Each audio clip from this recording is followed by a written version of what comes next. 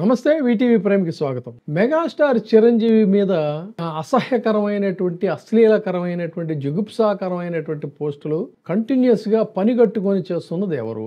దీని వెనుక ఎవరిదైనా ప్రోద్బలం ఉందా, లేకపోతే ఈ అరాచక శక్తులు వాళ్ళకి వాళ్లే చేస్తున్నారా?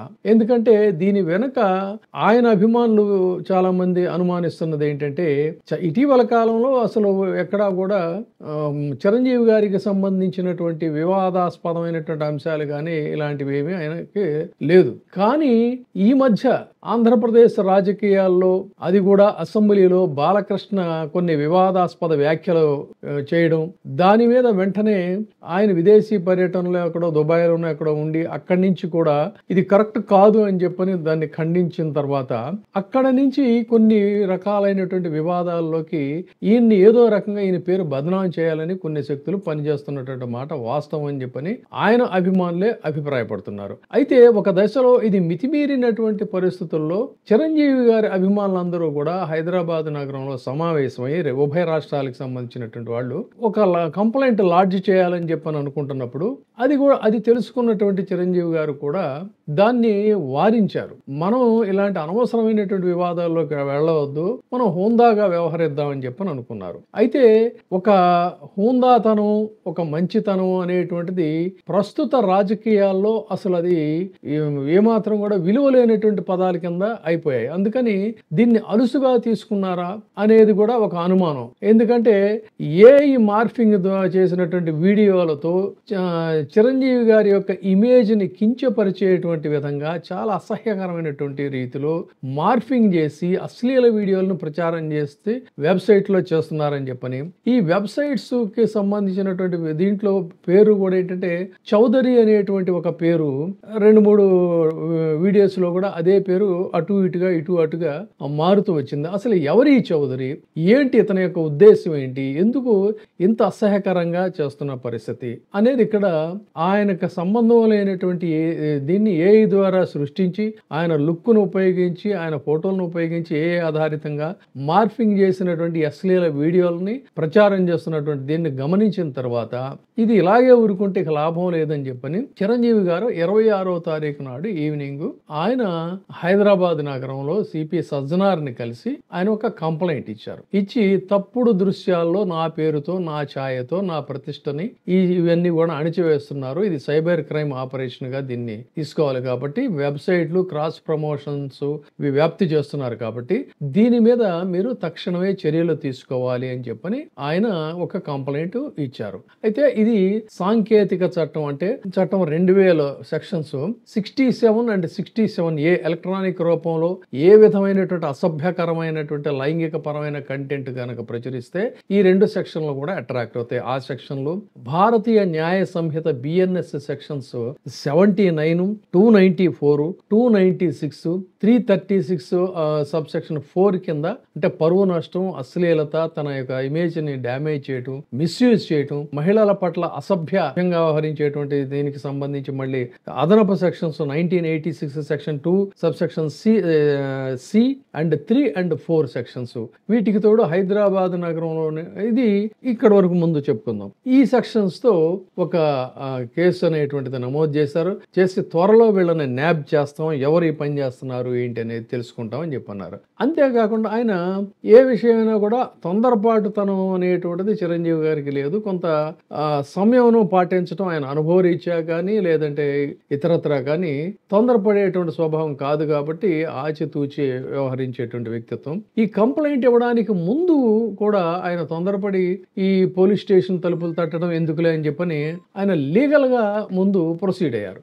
లీగల్ గా ప్రొసీడ్ అయ్యేటువంటి ప్రాసెస్ లో హైదరాబాద్ సిటీ సివిల్ కోర్టుకి సంబంధించి ఒక ఇంటరిమ్ ఆర్డర్, ఇంటరిమ్ ఇంజెక్షన్ అన్నమాట, అది ఒకటైనా తెచ్చుకున్నారు. దీని ప్రకారంగా ఏంటంటే చిరంజీవి గారి వ్యక్తిత్వ హక్కులు, అంటే ఆయన పేరు గాని, ఆయన ఫోటోలు గాని, ఆయన పర్సనాలిటీకి ఇతరత్ర ఇవి గాని కమర్షియల్ గా ఉపయోగించుకోవడానికి గాని ఇతరత్ర ఉపయోగించుకోవడానికి కూడా వీల్లేదు అని చెప్పని దాని మీద ఆయన ఒక ఇంజెక్షన్ ఆర్డర్ తెచ్చుకున్నారు. దీనిని బట్టి ఎవరైనా ఇది ఉల్లంఘించినట్లయితే అది ఖచ్చితంగా కంటెంప్ట్ ఆఫ్ కోర్టు కిందకి వస్తుంది. సో అంటే వ్యక్తిత్వ హక్కుల పరిరక్షణకు సంబంధించి ఆయనకి కోర్టు వారు మధ్యంతర ఉత్తర్వులు అనేటువంటి ఇచ్చారు. దీన్ని బట్టి ఏఐ దుర్వినియోగం మీద ఆయనకి సంబంధించినటువంటి ఒక నిషేధం ప్రస్తుతం కొనసాగుతుందని చెప్పాలి. కాబట్టి టాలీవుడ్ ఐకాన్ సినీ నటుడైనటువంటి చిరంజీవి గారి వ్యక్తిత్వ హక్కుల పరిరక్షణకు సంబంధించి హైదరాబాద్ సిటీ సివిల్ కోర్టు జారీ చేసినటువంటి వివరాలు October 26, 2025 number 6275 of 2225 in OS number 441 of 2025 లో విచారణ జరిపింది కోర్టు. ఆయనకి అనుకూలంగా ఇచ్చినటువంటి ఇంటీరియం ఆర్డర్లో ఏమైనా ఉందన్నట్టయితే సెలబ్రిటీల వాళ్ళ యొక్క ఇమేజ్, ఖ్యాతి, వారి ప్రతిష్ట, వారి వ్యక్తిత్వ హక్కుల్లో అంతర్భాగం అని చెప్పని కోర్టు అభిప్రాయపడింది. వ్యాపార పరంగా కానీ చట్టవిరుద్ధ ప్రయోజనాల కోసం కానీ ఆయన పేరుని, ఆయన గుర్తింపుని దుర్వినియోగం చేయకుండా ఉండాలి దీన్ని అని వారు కొన్ని ఆదేశాలు ఇచ్చారు. ఈ ఆదేశాల్లో కొన్ని ముఖ్యాంశాలను మనం గమనిద్దాం. ఏఐ ద్వారా మార్ఫింగ్ నిషేధం, అంటే ఆన్లైన్ వెబ్సైట్లు, మీడియా ప్లాట్ఫామ్స్ వీటి మీద ఆయన లోగోలు కానీ, ప్రచారాలు కానీ, పదజాలాలు కానీ బనీల మీద వీటి మీద ప్రింట్ చేసుకుని రకరకాలుగా దాన్ని వ్యాపారం చేసుకోవటం కానీ ఇది సాధ్యం కాదు. అట్లాగే ఏఐ ద్వారా తయారైనటువంటి మార్ఫింగ్ చిత్రాలు, వీడియోలు అనేటువంటివి అనైతికం. అలాంటివి ఏదన్నా ఉంటే తక్షణం నిలిపివేయాలని కూడా కోర్టు ఆర్డర్ ఇచ్చింది. తర్వాత తన గుర్తింపుకి సంబంధించినటువంటి దుర్వినియోగం మీద కూడా, అంటే ఏంటి, ట్రేడ్ మార్క్, మెగాస్టార్, చిరు, అన్నయ్య, శంకర్ దాదా ఇలాంటి పేర్లను కూడా ఉపయోగించడానికి వీల్లేదు. అలా చేయాలన్నట్టయితే ఆయన కుటుంబ సభ్యులు, సంస్థల యొక్క అనుమతి ఖచ్చితంగా తీసుకోవాలి. అనుమతి లేకుండా వీటిని వాడటం నిషేధం అని చెప్పింది. తర్వాత ఇంకొకటి ఏంటంటే ఈ జాన్ డోస్ నిబంధన. ఈ దుష్ప్రచారంలో పాలు పంచుకున్న 1 నుంచి 33 వరకు పేర్లతో ఇంకా ఎవరైనా చిరంజీవి గారి వ్యక్తిత్వం మీద దాడి చేసినట్టయితే వాళ్ళందరికీ కూడా ఈ ఉత్తర్వులు వర్తిస్తాయని కూడా కోర్టు చాలా స్పష్టంగా చెప్పింది. సో సినీ రంగంలో చిరంజీవి గారి ఐకానిక్ స్థానం, ఆయన ప్రతిష్ట, ఆయన చుట్టూ ఉన్నటువంటి నకిలీ వార్తలు, వదంతులు, అసభ్యకర వీడియోలు వంటి వాటిల్ని దృష్టిలో పెట్టుకొని ఆయనకు తక్షణం ఈ న్యాయ రక్షణ అవసరం అని చెప్పని కోర్టు అభిప్రాయపడింది. మీడియాకి కూడా ఒక హెచ్చరిక చేసింది ఏంటంటే టీఆర్పీల కోసం పుకార్లు వ్యాప్తి చేస్తున్నటువంటి urban media platforms, digital portals మీద కూడా కోర్టు ఆగ్రహం వ్యక్తం చేసింది. చిరంజీవి గారి వార్తలు, చిత్రాలు, వీడియోలను కేవలం చట్టబద్ధంగా మాత్రమే ప్రదర్శించాలి, కాదన్నట్లయితే వాళ్ళ మీద కఠిన చర్యలు తప్పవు అని చెప్పని కోర్టు హెచ్చరించింది. ఇక్కడ ఈ ప్రాసెస్ లోనే వ్యక్తిగత గౌరవం, సామాజిక నైతికత, మానవ హక్కుల పరిరక్షణ ఇవన్నీ కూడా చాలా అవసరం అని చెప్పని కూడా కోర్టు తన అభిప్రాయపడింది. అందులో చాలా స్పష్టంగా పేర్కొంది. తర్వాత న్యాయ నిపుణులతో జరిగిన వాదనల తర్వాత కోర్టు ఈ పిటిషన్ ని యాక్సెప్ట్ చేసి తదుపరి విచారణ అక్టోబర్ 27, 25 వాయిదా వేసింది. సో ఈ కోర్టు ఉత్తర్వులకు సంబంధించి ప్రింట్ అండ్ ఎలక్ట్రానిక్ మీడియా సంస్థలకు ప్రత్యేకంగా కూడా ఈ డైరెక్షన్స్ ఇచ్చాయి. ఇది వ్యక్తిత్వ హక్కుల పరిరక్షణలో భారతీయ న్యాయ వ్యవస్థ తీసుకున్నటువంటి ముఖ్య నిర్ణయాల్లో ఇది చాలా ప్రధానమైంది అని చెప్పని ఉంది.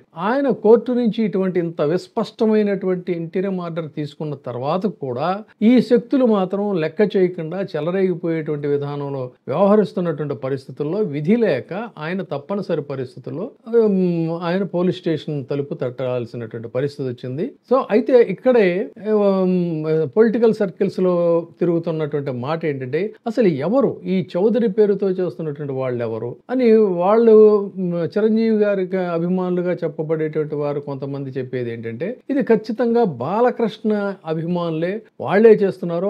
ఆయనకు సంబంధించినటువంటి వాటి మీద కూడా చాలా పాజిటివ్ కామెంట్స్ అటు పెడుతున్నారు. ఈయనతో నెగిటివ్ అయితే మనమైతే నిజానికి చూడలేదు, మనం వీళ్ళు చెప్తున్నటువంటి మాటలను బట్టి.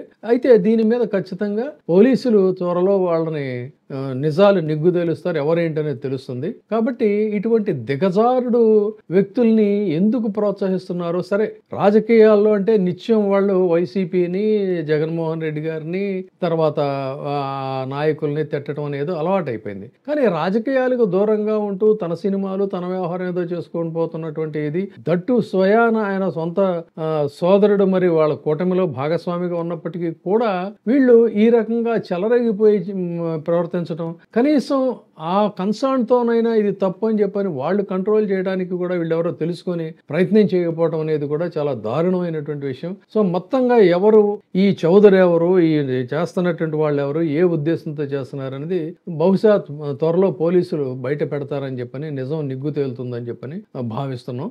ఇది దీనికి సంబంధించినటువంటి విషయాలు. ఇప్పుడే సబ్స్క్రైబ్ చేయండి, లైక్ చేయండి, షేర్ చేయండి. VTV ప్రైమ్, మీ ఉత్తమాభిరుచుల సమ్మేళనం.